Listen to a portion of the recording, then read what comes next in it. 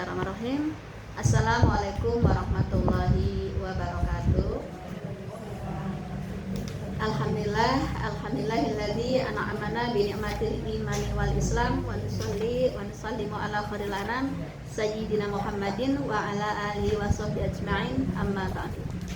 Alhamdulillah, segala puji bagi Allah seluruh sekalian alam yang terus membimbing kita semua, sehingga alhamdulillah sampai saat ini kita senantiasa dalam iman dan Islam, yang mudah-mudahan keimanan kita, keislaman kita Allah jaga sampai akhir hayat kita.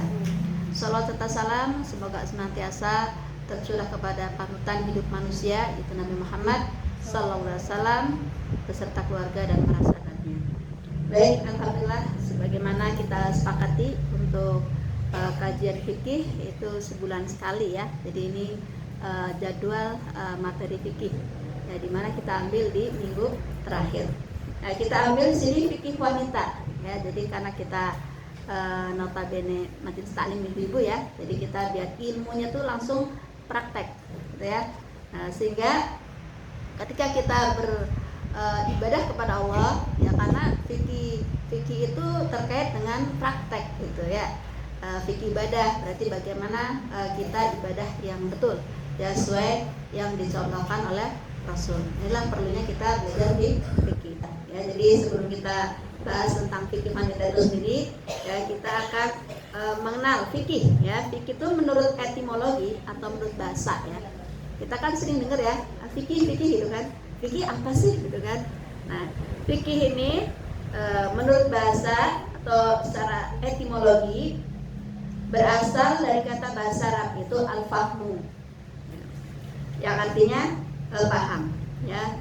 Sebagaimana seperti disampaikan ya dalam satu riwayat ya oleh Imam Bukhari, disampaikan faqahtu darsa ya, yang berarti saya memahami pelajaran itu. Jadi memang fikih itu harus dipahami ya, harus dipahami ya, dimengerti ya, sesuai dengan arti fikih. Dalam satu hadis yang diriwayatkan oleh Imam Bukhari, yaitu disampaikan oleh beliau, may yuridillah khairu yufaqqahu fiddin ya, barang siapa yang dikehendaki oleh Allah menjadi orang yang baik isinya, niscaya diberikan kepadanya pemahaman yang mendalam dalam pengetahuan agama. Jadi ketika kita memahami satu pemahaman di dalam ilmu agama, itu salah satu nikmat oleh Allah. Nah, begitu juga kehadiran kita di sini dalam bertolabul ilmi, itu nggak semua orang mampu ya berjalan ke majelis ilmu. Iya, mungkin waktunya luang, badannya sehat, ya kan? Tapi kayaknya berat untuk menuju majelis ilmu. Ini salah satu nikmat juga ketika kita ringan kakinya untuk melangkah ke majelis ilmu. Apalagi yang jauh nih, pahalanya lebih banyak. Tapi yang punya rumah juga nggak kalah banyaknya pahalanya, jangan khawatir ya, karena sudah menyediakan fasilitas ya. Jadi ini fikih menurut bahasa. Nah, ulama kalangan Syafi'iyah, jadi Syafi'iyah, mazhab Syafi'i itu kan memang di Indonesia kita banyakkan memang notabene pakainya mazhab Syafi'i gitu ya. Jadi kita dalam praktek sehari-hari tentang ibadah itu banyakkan mengacu ke Imam Syafi'i. Ya, di sini disampaikan bahwa ulama kalangan Syafi'iyah ya mendefinisikan atau mengartikan ya. Jadi fikih menurut menurut istilah ya, itu adalah di sini disampaikan ya. Jadi kalangan ulama Syafi'iyah mendefinisikan atau mengartikan ya, apa sih fikih itu. Kalau tadi kan menurut bahasa ya, sekarang menurut istilah. Al ilmu bil ahkam, jadi ilmu pengetahuan tentang hukum ya. Jadi nanti kita bahas fikih apa saja, nah, itu banyak banget ya gitu. Ya, kita sering kenalkan fikih ibadah gitu ya, karena itu satu wajib juga. Dan fikih ibadah, kalau kita nggak tahu ilmu tentang ibadah, khawatir ibadah kita ditolak oleh Allah ya. Jadi fikih menurut ulama kalangan Syafi'iyah mendefinisikan atau mengartikan secara istilah itu al ilmu bil ahkam. Jadi ilmu pengetahuan tentang hukum. Hukum apa? Syar'iyyati, ya, hukum syarat atau hukum syariat. Ya. Al amaliyati, ya, yang berhubungan dengan amal perbuatan. Nah, fikih ibadah kan semuanya perbuatan ibadah itu, ya kan? Al hukmu, ya, apa? Al mutasabi min adillatiha tafsiliyati.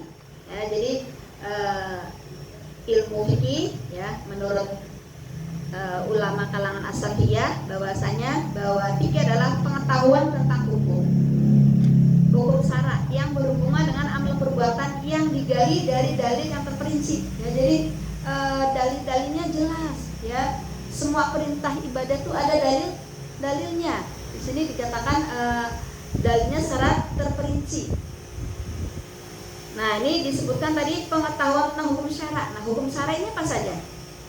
Hukum syara itu di dalam Al-Quran itu kalau kita ringkas, ya, Al-Quran itu sendiri mengandung 3 hukum syara. Nah, dalam Al-Quran itu ada 3 hukum syara. Tadi disampaikan bahwa fikih itu pengetahuan tentang hukum syara. Hukum syara yang seperti apa gitu kan? Nah, hukum syara itu ada 3, ya, kalau kita lihat di Al-Quran. Jadi hukum syara yang pertama tentang ketauhidan, tentang pengesaan Allah, ya, rukun iman, ya. Jadi isi Al-Quran yaitu garis besarnya, ya. Hukum syariat itu ada 3. Pertama tentang ketauhidan atau akidah. Yang kedua tentang akhlak. Nah, jadi di Al-Quran itu isinya ya akidah, akhlak, ya, akhlak bagaimana ketika kita berinteraksi, ya, bersama di tengah-tengah masyarakat. Rasul mencontohkan lewat cerita-cerita dalam Al-Quran. Nah, yang ketiga yang dimaksud hukum syara itu adalah amali, ya, atau perbuatan, ya. Jadi hukum syara itu selain akidah, akhlak juga amali, perbuatan. Kalau perbuatan apa? Banyak, haji, ya kan? Terus apalagi sholat, ya kan? Al-hajju asyhurun ma'lumat, faman tamatta khairan fa innallaha, dan seterusnya, ya. Jadi al-hajju asyhurun ma'lumat, ya, jadi tentang ibadah-ibadah terkait dengan perbuatan, ya. Jadi hukum syara tadi ada apa saja? Akidah, akhlak, dan amali, ya, perbuatan. Kalau akidah ya terkait dengan kuasa Allah.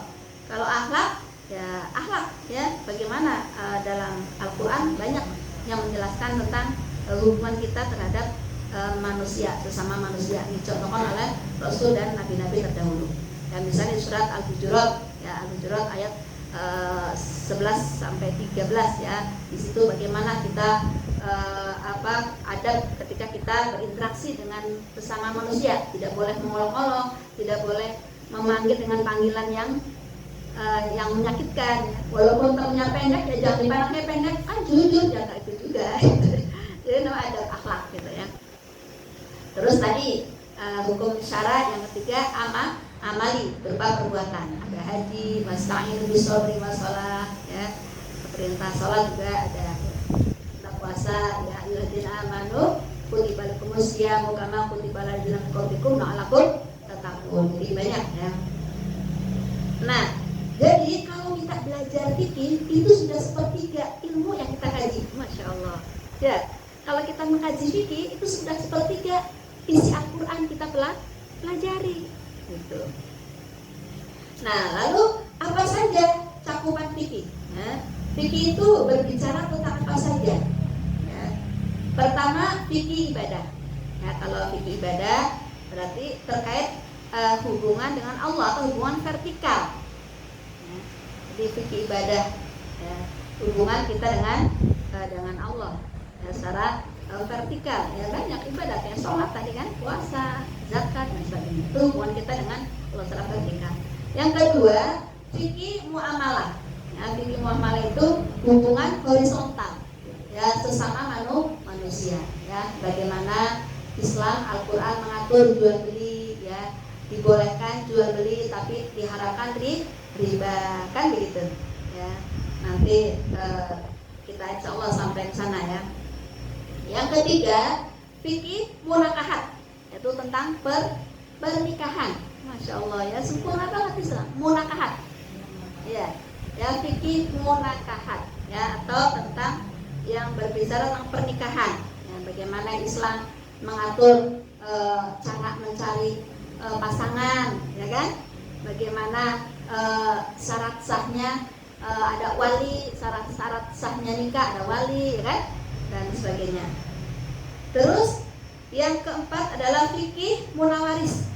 Jadi fikih yang membicarakan tentang hukum waris. Nah ini yang harusnya kita tahu ya.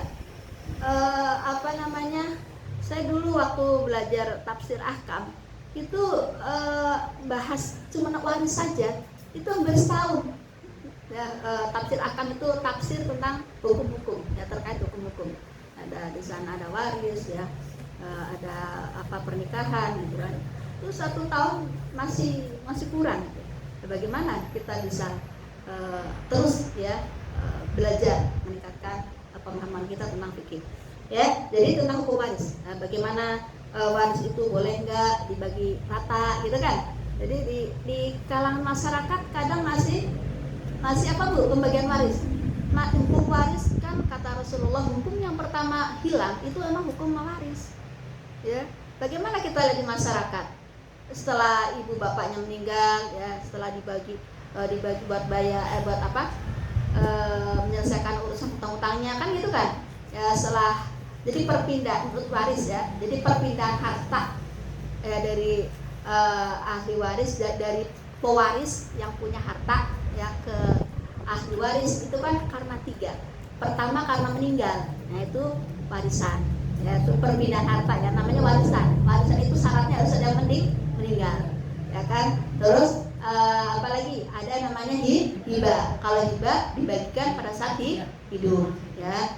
Terus ada lagi yang namanya wasiat. Nah, wasiat ini nggak boleh wasiat kita ke ahli waris, karena ahli waris sudah ada jatahnya.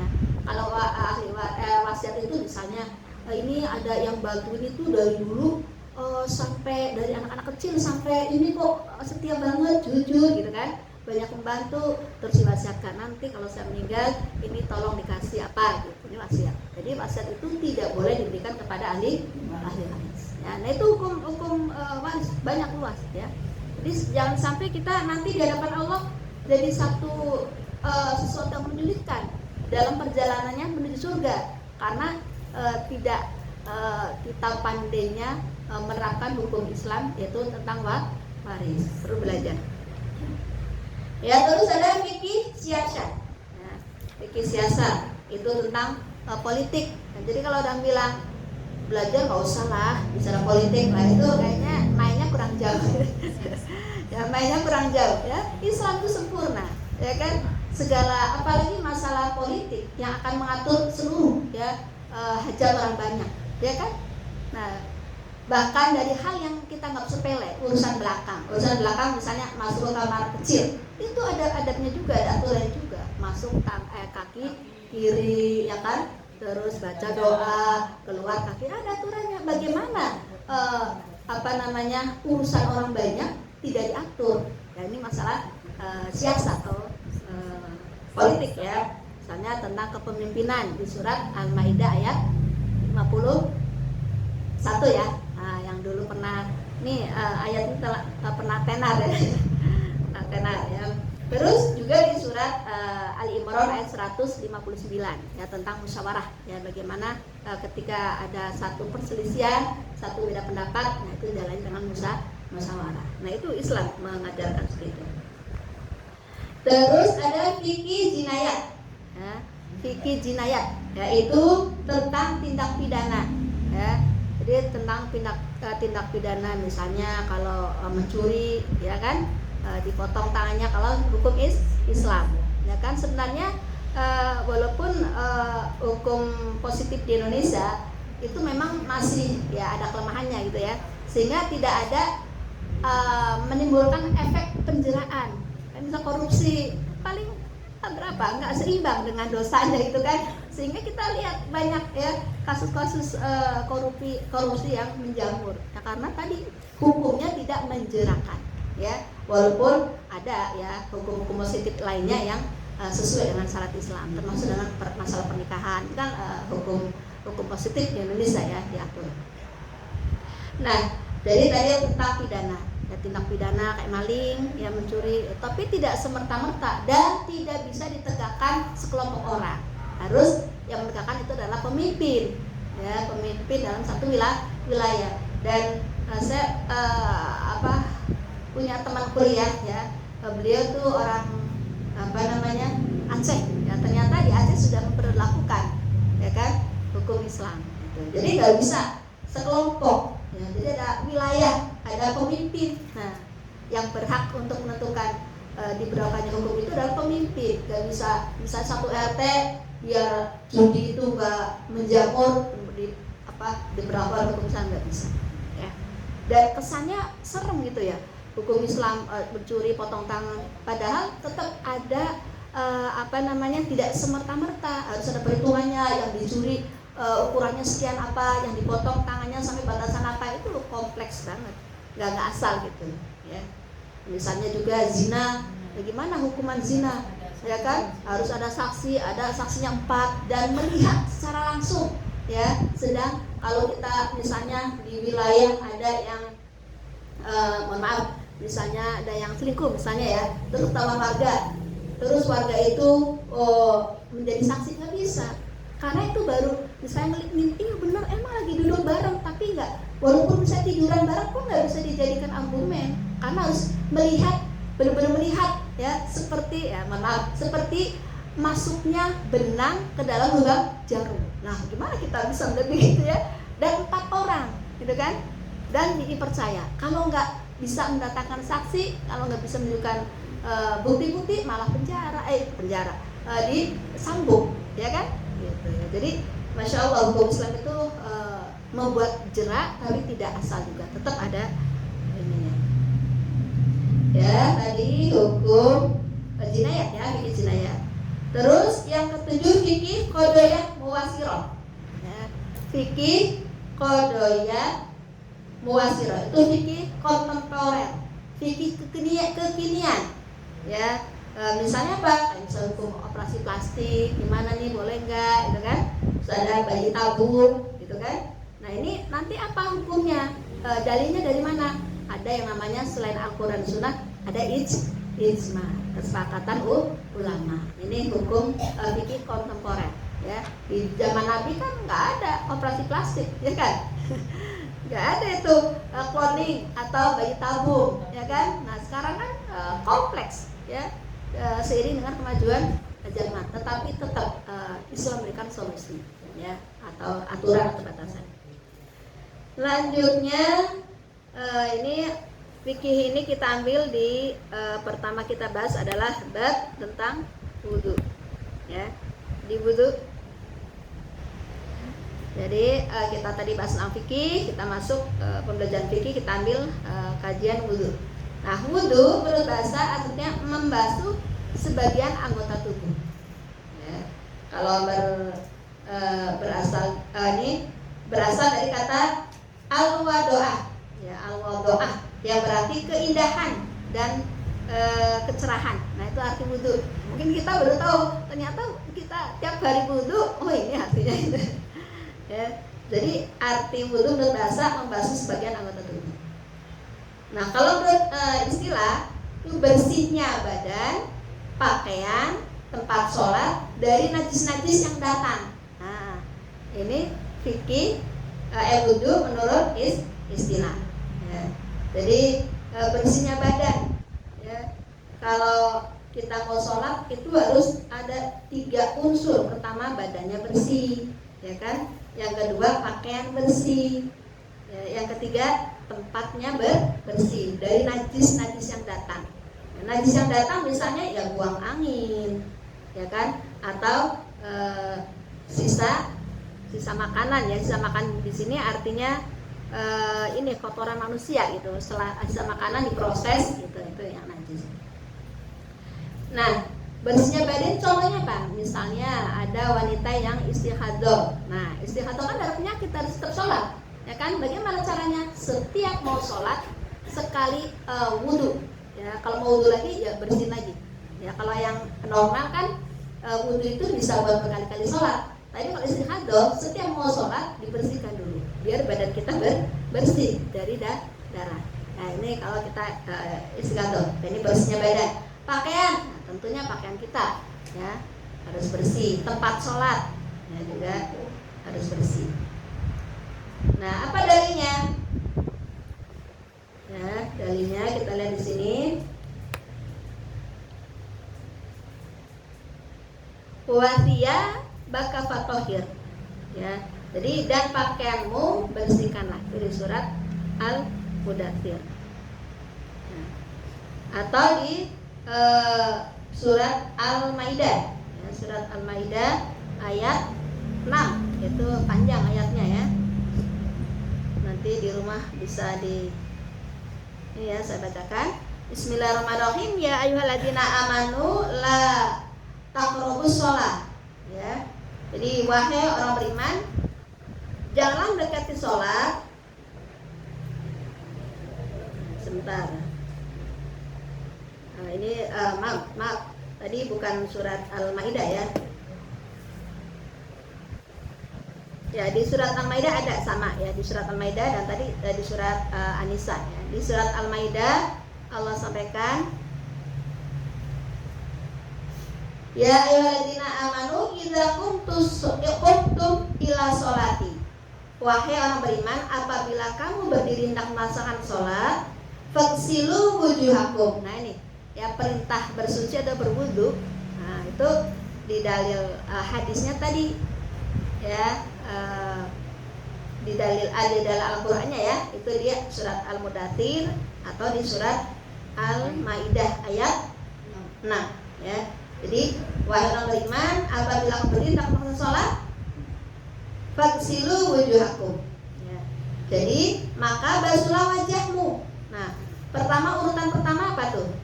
Ini wajib tahu nih, soalnya ini kalau salah ini nggak sah sholatnya. Ini yang wajib dalam wudhu, ini tertuang dalam surat Al-Maidah ayat 6 ya. Anggota tubuh yang wajib tersentuh oleh air wudhu. Kalau ini nggak sempurna, sholatnya nggak sah. Sedih kan? Ya, apa pertama tadi? Faghsilu wujuhakum, yaitu membasuh wajah. Nah, kalau basuh berarti ada air yang dialirkan, berarti airnya memang mengalir ya. Nanti ada yang membasuh, ada yang mengusap, jadi beda ya. Jadi di sini faghsilu wujuhakum wa aydiyakum ya, jadi pertama basuh wajahmu, wa aydiyakum dan tanganmu. Sampai kapan? Sampai mana? Ilal marafiqi. Nah, ya, jadi udah berapa tuh anggota tubuh yang harus baru dua. Ya, pertama wajah, yang kedua tangan, wa arjulakum wa aydiyakum ilal marafiqi. Jadi ilal marafiqi. Jadi kalau ilal berarti berarti dari ini, dari tangan enggak dari ini salah. Jadi sesuai aja dengan perintah Allah. Jadi tangan dari dari jari-jari ya, bukan dari siku ya. Kan orang kan gampangan ini kan, padahal perintahnya di sini wa aydiyakum ila marafiqi. Jadi aydiyakum itu tangan kan dari sini ya. Tangan batasnya mana? Kalau nggak disebutkan batasnya bisa sampai sini, tapi di situ disebutkan ila marafiqi, jadi sampai siku gitu. Jadi jelas banget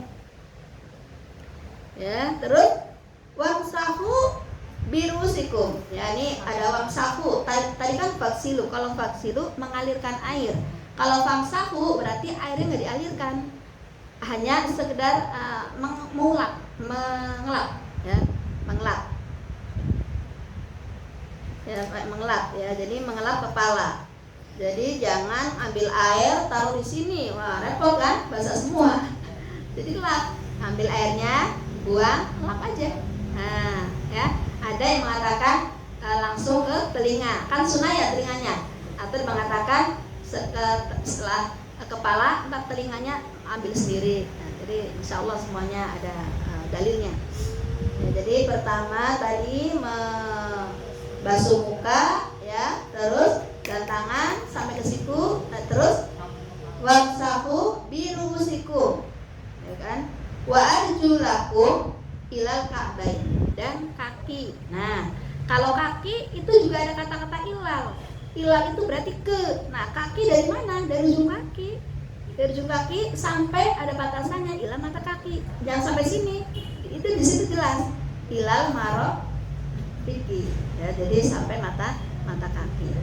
Jadi nanti caranya harus di sela-sela, itu nanti masuk ke sunnah.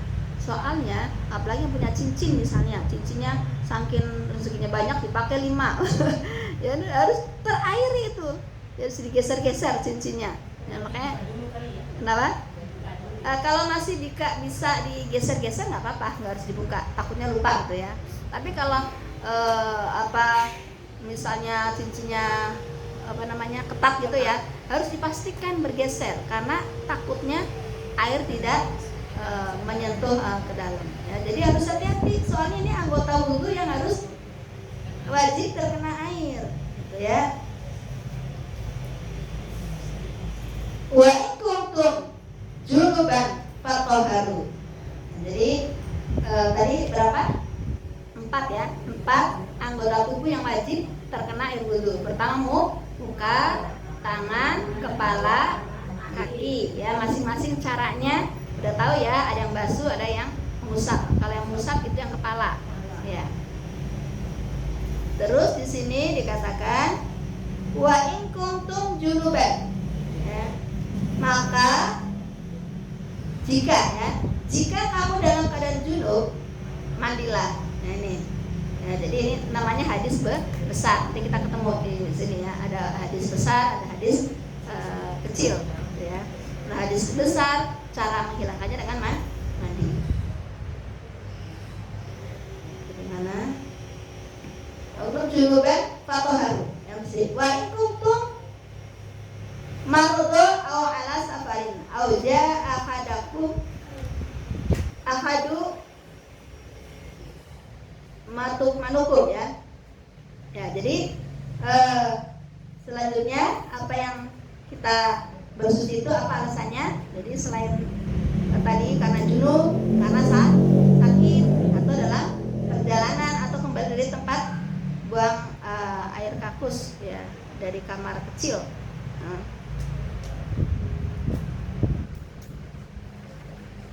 Ya, safarin auja ahadum makum minal ghaiti ya. Aulamastumun nisa. Ya, jadi tadi ada beberapa yang harus kita bersuci. Ada juga ketika menyentuh perempuan ya. Aulamastumun nisa. Nah, inilah yang nantinya muncul perbedaan ya. Orang suami istri boleh nggak bersentuhan setelah wudu? Ya, nanti kita bahas di lanjutannya. Ya. Atau menyentuh perempuan aulamastumun nisa. Falam tajiduma afatayyamu ya. Jadi kalau tidak ada air ya, lalu tidak perlu air, bertayamumlah dengan debu. Nah, ini bersuci, alat suci itu bisa air, bisa debu. Nah, kalau ini juga aman nih, kita perhatikan bagaimana cara bertayamum, jangan sampai guling-guling di di debu, repot ya, di tanah ya. Bertayamumlah dengan yang baik ya, debu suci, debu yang suci. Bagaimana caranya? Nah, ini di sini dikatakan alamastumun nisa afalam tajidu ma'an fatayamamu ya. Sa'idun thayyiban ya, dengan debu yang suci. Famsahu biwujuhikum. Nah, pertama membasuh muka, wa aidikum. Nah, terus tangan. Jadi yang tersentuh muka dan tangan saja. Ya. Itu anggota tubuh ketika kita tayamum. Ya, nanti ada babnya sendiri ya. Baik, kita lanjut. Ya, jadi itu hukum di perintahnya kita bersuci. Ya. Nah, ini ada tadi disebutkan ya, jika kamu junub, apa penyebab junub? Junub itu termasuk hadas besar ya. Apa pertama penyebab junub itu bertemunya dua alat kelamin ya, atau bersenggama. Ini masya Allah ya, Quran itu, hadis Quran itu bahasanya nggak yang masya Allah, nggak bisa ditiru ya bahasanya. Bertemunya dua alat kelamin atau bersenggama ya. Yang kedua keluar mani. Yang ketiga habis haid atau nifas. Ya, ini harus mandi wajib karena termasuk penyebab hadas, termasuk hadas besar. Nah, kita lanjut. Bersuci dibagi dua. Ya, bersuci itu dibagi dua. Apa saja? Bersuci dari hadas. Ya, jadi ada hadas, ada najis. Apa bedanya? Ya, kalau hadas itu nggak kelihatan. Ya, kentut kelihatan nggak? Nah, apakah kelihatan dulu? Punya aku mana? Kelihatan kan? Jadi hadas, bersuci dari hadas itu artinya kondisi atau keadaan badan ya yang menghalanginya kita untuk beribadah, sholat misalnya ya. Ada suatu kondisi yang menghalangi kita untuk beribadah. Itu tidak terlihat, contohnya tadi ya, buang angin. Terus bersuci dari najis. Ya, kalau bersuci dari najis itu kelihatan. Najis itu hal yang kelihatan. Ya, saya tadi contohnya orang yang darah penyakit ya, istihadah ya, terus setiap sholat dibersihkan dulu. Atau misalnya ibu-ibu yang masih punya anak kecil ya, kena kencing gitu kan. Nah, itu namanya bersuci dari najis. Kalau bersuci dari hadas tadi sesuatu yang tidak terlihat ya, contohnya tadi.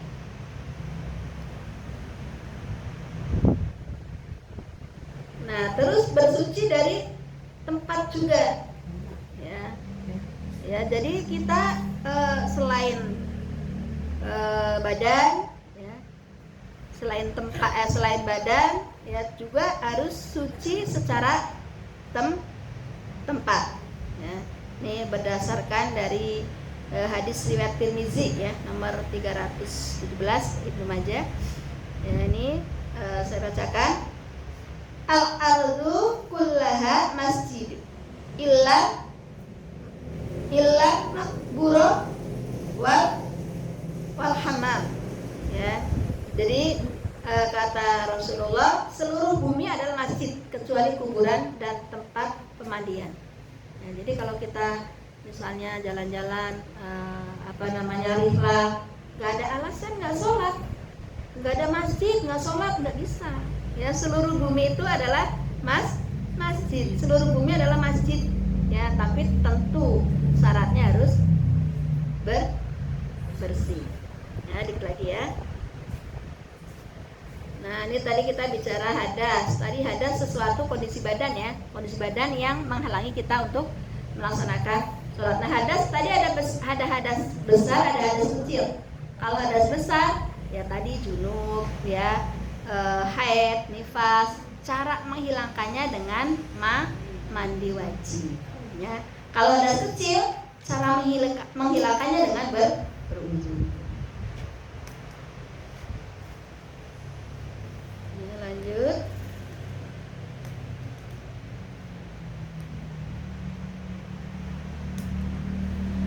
Ini dalilnya tadi ya, disampaikan di surat Al-Maidah ayat 6 ya, nanti di rumah bisa dibuka.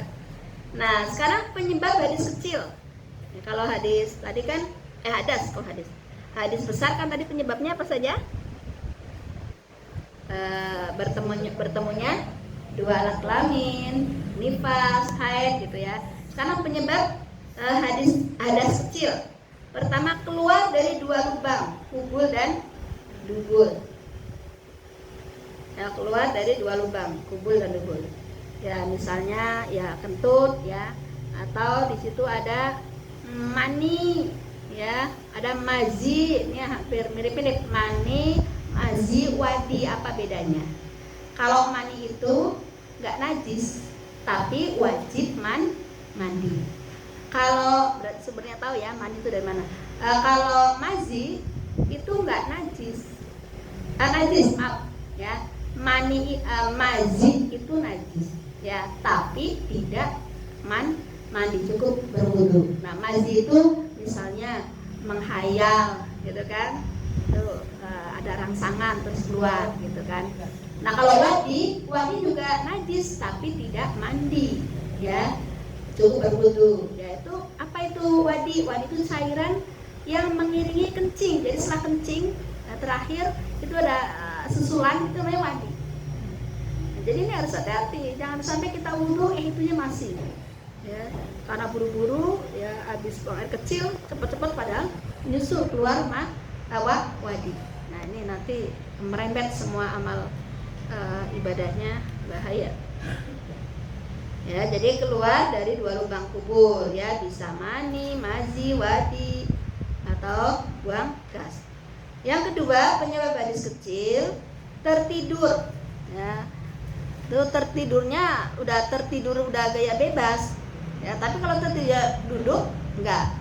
Misalnya sambil nunggu temennya datang, tertidur ngantuk, tapi posisi begini kan nggak ada yang keluar karena terganjal gitu ya. Tapi kalau udah tidurnya banyak posisinya udah ini kan kita nggak nyadar kalau itu keluar. Nah, makanya di sini tertidur itu kecuali tidur dalam keadaan duduk ya, karena dengan duduk itu nggak bakalan keluar gitu ya. Terus hilang akal ya, hadas kecil hilang akal. Hilang akal itu misalnya mabuk ya, banyakan apa nih, makan apa biasanya yang bikin mabuk? Jengkol mabuk nggak kalau banyakan jengkol? Ya, mabuk atau pingsan ya. Terus karena sakit ayam kan suka hilang-hilang ingatan ya. Ayam suka pas di kambuh ya, udah prok. Saya dulu punya tetangga penyakit ayam, suka kalau jatuh kasihan itu kita ngeliatnya. Nah ini juga termasuk hadas kecil ya. Yang kelima, laki-laki yang membawa perempuan yang bukan mahram tanpa hail. Hail itu penghalang ya. Ini ada hail itu penghalang ya, bisa setelah wudu menyentuh laki-laki ya, atau lawan jenis yang bukan mahram tanpa hail atau penghalang. Nah ini ada menurut 4 imam ya, di sini Imam Syafi'i itu batal mutlak. Apa artinya? Menyentuh baik ada syahwat atau tidak tetap batal. Makanya beliau mengatakan juga setelah seorang istri berwudu senggolan sama suami batal. Nah itu salah satu pendapat beliau ya.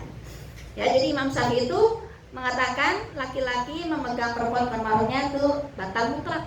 Artinya mau ada syahwat atau enggak ya batal gitu. Kalau Imam Mazhab Maliki dan Hambali batal, tapi jika ada syahwat. Kalau nggak ada syahwat ya nggak batal gitu. Terus yang ketiga, Mazhab Hanafi itu tidak batal. Nah ini dalilnya ya tadi ya. Nah, ini panjang, saya ambil ininya ya.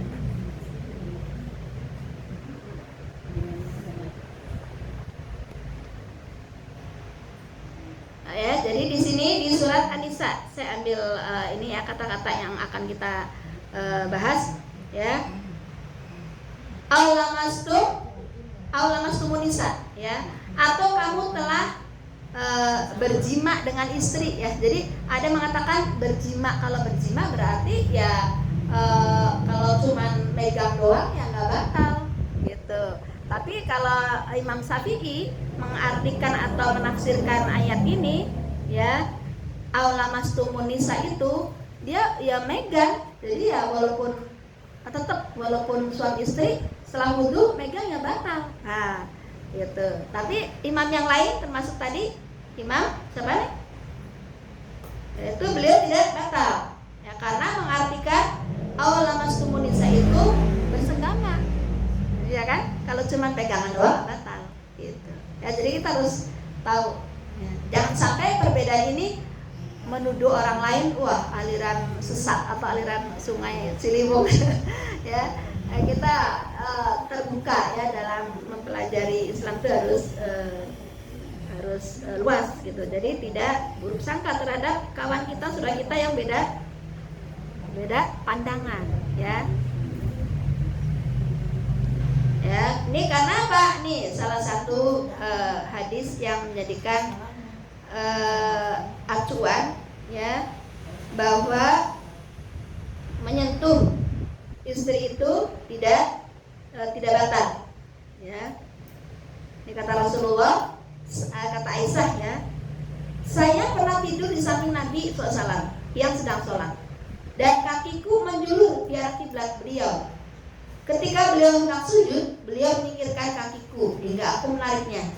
Kemudian ketika beliau berdiri dari sujud, aku menjulurkannya kembali. Nah, ini kita bisa bayangin ya betapa seberapa sempitnya, ya, masya Allah, ya, begitu tawadhunya. Kalau Rasul minta fasilitas hidup, ya mudah saja bagi Allah, tapi Rasul nggak minta itu, ya.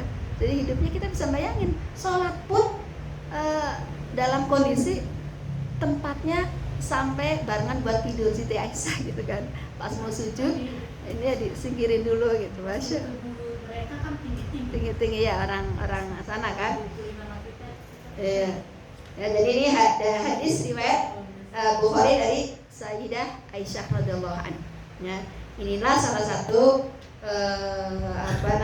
dalil atau argumen yang berpendapat bahwa menyentuh pasangan setelah berwudu tidak batal, ya. Tapi memang kalau Imam Syafi'i memang beliau sangat berhati-hati, dan di Indonesia kan kita mayoritas makanya Imam Syafi'i gitu kan.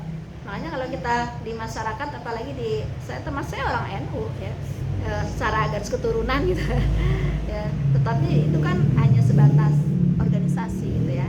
Kalau ada beda ya jangan dipermasalahkan, masing-masing ada dalilnya kan tadi kan. Kalau pengen lebih hati-hati, ya ikuti mazhab Syafi'i, ya kan? Gitu. Kalau udah wudu ya jangan pegang-pegang ada dekat-dekat suami. Tapi kalau mau longgar ya tadi. Terus tadi penyebab hadas kecil, sekarang penyebab hadas besar. Penyebab hadas besar itu pertama bertemunya dua alat kelamin. Yang kedua, keluarnya mani baik bersafat atau tidak. Yang ketiga, maut. Ya, makanya kalau kita ada orang meninggal, bukan dia yang mandi, ya kita yang mandiin, ya kan? Kalau kita ngurus jenazah, ya itu kan? Ada yang sudah punya ini keahlian di sini ngurus jenazah. Itu luar biasa ngurus jenazah itu pahalanya, ya. Aibnya kalau kita ngurus jenazah, terus kita tidak membeberkan aib jenazah, maka Allah akan menutupi aib kita kelak di akhirat. Itu salah satu keutamaan memandikan jenazah.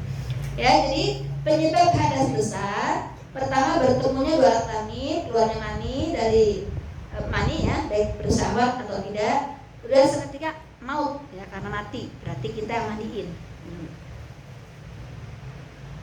Nah, ada 3 mandi wajib bagi wanita.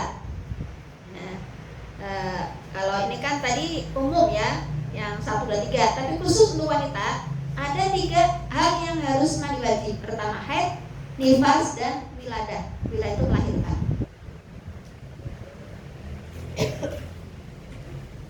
Terus dikit lagi ya. Hal-hal yang diwajibkan dalam berwudu. Ya, tadi di surat Al-Maidah ayat 6 ya. Itu harus hati-hati karena itu wajib. Ya, jangan sampai sholat kita bertahun-tahun, berpuluh tahun ternyata kita sedia. Jadi makanya harus berilmu gitu.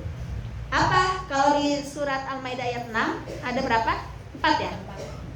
Muka, kepala, muka, tangan, kepala, dan kaki. Tambah 1, innamal a'malu binniyat wa innamal likulli imri'in ma nawa. Harus ada nih niat ya. Jadi pertama niat. Nah, niat ini pokoknya kalau kita mengkaji fikih memang banyak perbedaan pendapat, tapi perbedaan pendapat itu jangan menjadikan kita ada gap dengan orang-orang yang sesama muslim. Itu kita tahu, oh ini begitu kan.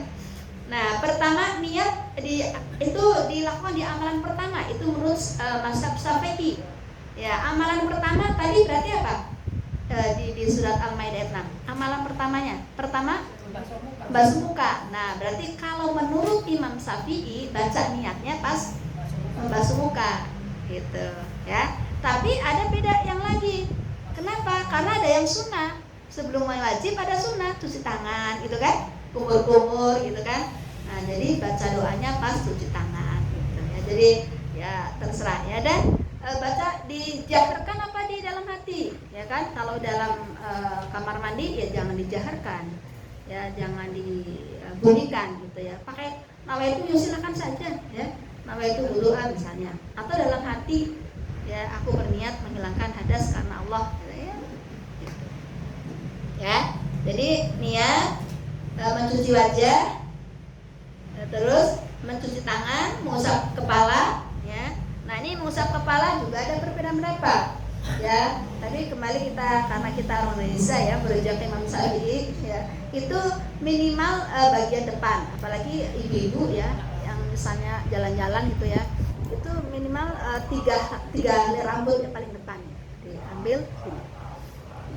Ada juga yang penting bagian kepala, pakai kepala kan ada depan, ada tengah, ada belakang. Yang penting masih ini kepala. Ada yang ambil air terus ya, itu kalau lagi di perjalanan.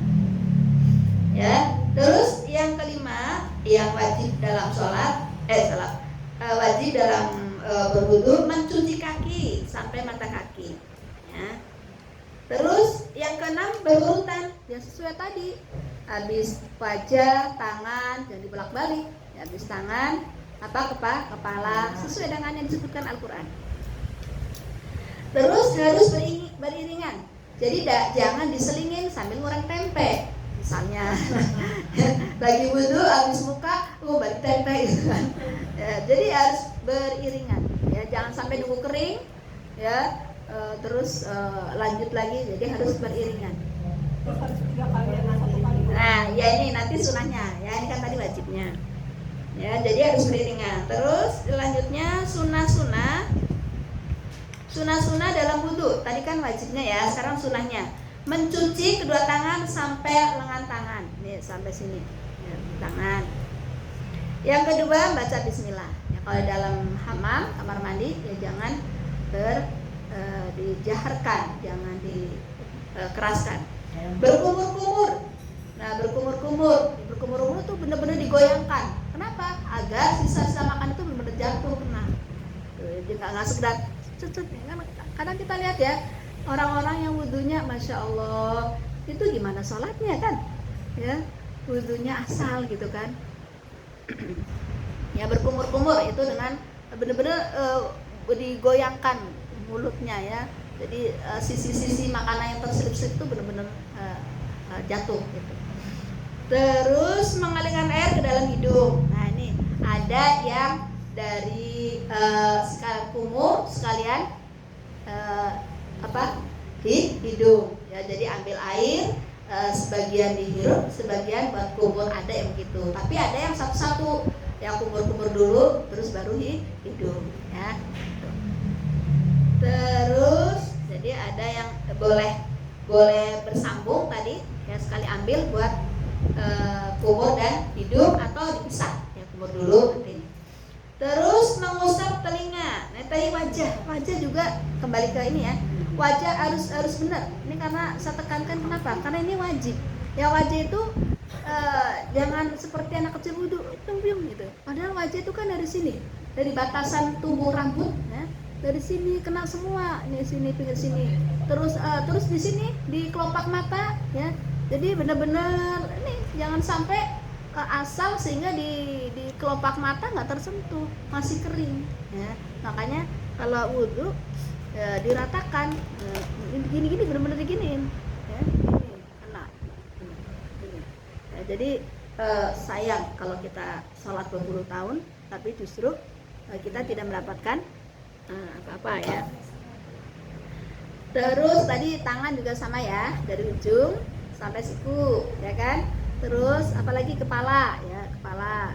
Terus yang wajib ini ya, terus kaki, dari ujung kaki ya, ujung kaki itu ini ujung jari sampai mata kaki ya. Jadi jangan balik-balik, jangan dari sini atau dari sini ya, nggak boleh, harus sesuai dengan apa yang disampaikan oleh Al-Quran. Ya, mengusap telinga. Terus, nah mengusap telinga ini juga ada dua pendapat. Ada yang dari mengusap kepala, ya ambil air, ini diusap langsung ke telinga. Ya, tapi ada juga yang kepala dulu baru telinga. Ya. Jadi masing-masing ada dalilnya. Terus menyela-nyela jari. Nah ini, kenapa disela jari? Karena kita khawatir yang bagian tangan sama kaki kan anggota wajib. Kalau nggak disela-sela, khawatir ada yang tidak tersentuh air, maka disela-sela. Sela-sela, ya. Terus mendahulukan yang kanan, ya. Misalnya mau satu, kalau satu apa dua apa tiga, tergantung air. Kalau airnya banyak cukup ya 3 kali. Kalau wajibnya kan satu, wajibnya satu. Ya, sunahnya boleh 2, boleh 3, ya. Ya, yang nggak boleh 4, ya. Nah, kita lihat air juga. Kalau airnya cuma sedikit, ya cukup satu-satu, ya kan? Kenapa sampai 3? Ya airnya cukup dan khawatir ada yang di cucian pertama atau kedua ada yang kelewatkan gitu. Tapi kalau misalnya airnya cukupnya untuk 1 kali usapan, ya 1 aja, gitu. Tapi benar-benar rata. Atau misalnya ternyata airnya benar-benar terbatas, ya. 1 pun nggak bisa, ya udah 1 tapi yang wajib, nah gitu. Kalau airnya memang air 1 buat aqua itu ya, saya dulu pernah ikut demo apa gitu Palestina kalau nggak salah ya, sholatnya di sana di dekat HI itu, nah, pakainya aqua itu, aqua air mineral gitu ya. Nah jadi wajibnya 1 ya, kalau 2 atau 3 ya boleh, ya kalau cukup air sih. Kalau 2, 3 itu kanan dulu gitu ya? Semuanya kanan dulu? Enggak ya. Jadi kalau 2 ya 2 kanan, ya di sini 2 baru kanan kiri, atau 3 kanan 3. Jadi 1 enggak 1 tuh 2 gitu. Ya. Terus menghadap kiblat. Kalau bisa menghadap kiblat. Terus bersegera tidak diselingi kegiatan lain tadi ya, sambil ngobrol. Ya, nanti termasuk makruhnya nih. Ya, terus berdoa, ya, doa. Terus yang terakhir, tadi kan ada yang wajib, ada sunnah, yang terakhir tidak makruh. Apa yang dimakruhkan dalam wudhu? Pertama, berwudhu di tempat yang najis, WC misalnya. Ya. Bukan nggak boleh, tapi makruh saja. Kenapa? Ya, boleh. Ada tuh. Ya. Ya nggak apa-apa, kan nggak haram ya, cuman makruh saja. Bahkan kalau kita lihat di tempat-tempat masjid ya, kalau kita safar itu kan suka dari WC terus mau keluar ada air gitu ya, ada air genangan, itu untuk mengantisipasi dari WC takut ada nginjek ini ya, ntar ke air itu. Suka lihat itu nggak? Ya kan? Ada ya, ada air genangan itu dari WC, terus ada ini, ada air genang. Kamar mandi semua WC ya? Ya makruh saja. Terus dimakruhkan berbicara, ya, jangan ajak ngobrol, temennya datang ajak ngobrol sambil wudhu. Kecuali misalnya masak enggak itu masih enggak dimatiin, malah udah bau gosong, dia jangan bertahan, nggak boleh ngobrol, harus lihat kondisi juga, minta tolong, teriak gitu, kebakaran repot juga. Jadi dimakruhkan berbicara. Yang terakhir memukulkan air ke muka, jadi jangan plung begini ya, itu makruh. Ya, jadi itu saja. Nanti kita bisa tanya jawab, diskusi ya. Wallahu a'lam bishawab. Mudah-mudahan bermanfaat untuk kita semua. Dan ini ya ilmu aplikatif ya, praktek ya. Jadi ini wajib hukumnya. Wajib hukumnya. Baik, itu saja. Terima kasih. Kurang lebih